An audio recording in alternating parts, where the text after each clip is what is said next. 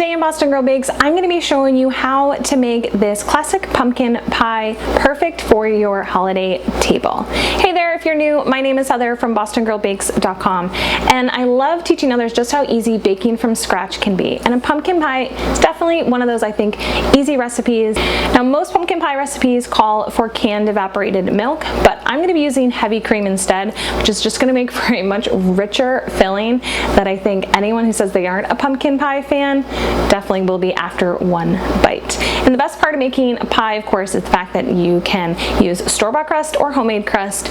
No shame if you're using store-bought crust. Definitely is going to help speed things up a little bit. And you can always make it the day before so your pie has time to set and it's ready to serve the next day. So let's get started. Let me show you how to make my pumpkin pie recipe. To start by making this pumpkin pie, you're going to blind bake your crust, which simply means you're going to partially bake the crust so you don't end up with a soggy bottom. So go ahead and place your pie crust into your pie plate and crimp the edges. And then you're going to take a fork and dock it, meaning just simply to kind of poke it all over. This will help steam the pie crust, and that way it'll not puff up while you bake. Then you're going to line it with some parchment paper. You could always use tin foil, and you're going to fill it with pie weights. You could also use dried beans or rice. This is going to help weight down the crust as it bakes. And then you're going to go ahead and place it into your oven to blind bake. Once it's done blind baking, you can remove the parchment paper and weights and let it cool. And then go ahead and make your filling. In a large bowl, combine your brown sugar, vanilla, salt, some pumpkin pie spice. I like to add a little extra cinnamon, 2 large eggs, and then 15 ounces of pumpkin puree. You want to make sure you're using pumpkin puree and not a can of pumpkin pie filling, which has extra added ingredients, which will affect your pie in the end.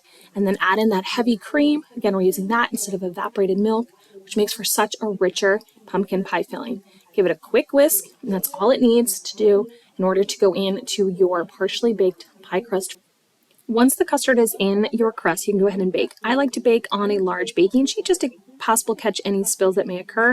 And then I bake in the lower third of my oven, so make sure to, again, to brown up that crust. The pie is going to be done when the edges are set and the middle is still slightly jiggly. It will firm up as it cools. Once it's cool, of course, you can go ahead and serve it. I like to top it with some whipped cream, but you could serve it with some ice cream on the side. So there you go, that is how to make this super easy pumpkin pie recipe using heavy cream instead of evaporated milk. And if you love this recipe as much as I do, let me know in the comment section below. I would love to hear from you. And any pie baking questions you got, don't be afraid to hit me up. And until next time, happy baking.